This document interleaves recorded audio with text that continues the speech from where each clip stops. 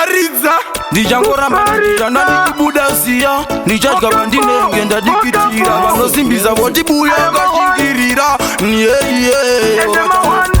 urombo hwamopembedza pandiri muchindisora muchiti yandina dhiri munenge muchingoti he murombo manje yapandaimba chimbo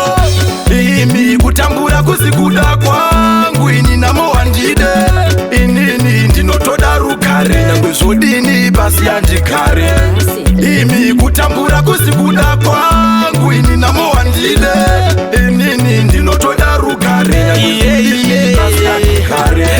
zvisere mumwoyo zvandoda mukana wekuti ndizviwane ndowandoda kuti ndibe ndizvo zvamoda ndizofira mujera mundidenda zvona ndenge ndichida kuzama kushanda popo dzoro yandotamba igobuda popo ipapo pashoma pandinapo patoripo asi moda ndibate chikwambo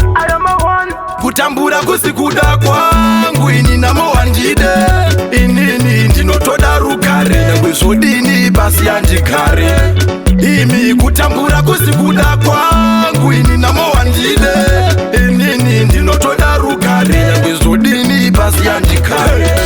moti yandidiwo zvakanaka moti yandidiwo stendi yangu yandovaka asi moti yamuone pandinovata zvamboita zvakashata zvinondibata-bata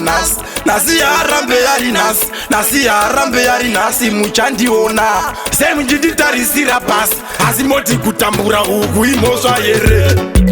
kutambura kuzikuda kwangu ini namo wandide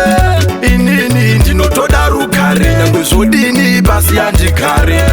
imi kutambura kuzikuda kwangu ini namo wandide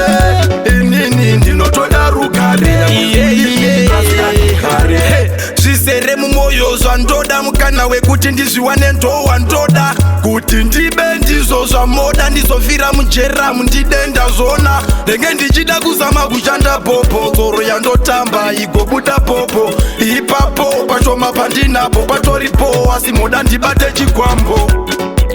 kutambura kuzikuda kwangu ini namo wandide inini ndinotoda rukare nyangwe zvodini pasi yandikare imi kutambura kuzikuda kwangu ini namo wandide inini ndinotoda rukare nyangwe zvodini pasi yandikare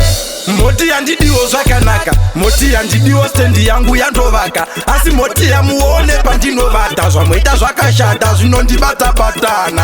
nhasi yaarambe yari nhasi nhasi yaarambe yari nhasi muchandiona semunjinditarisira pasi asi moti kutambura uku imhosva here kutambura kuzikuda kwangu ini namo wandide inini ndinotoda rukare nyangwe zvodini pasi yandikare imi kutambura kuzikuda kwangu ini namo wandide inini ndinotoda rukare nyangwe zvodini pasi yandikare.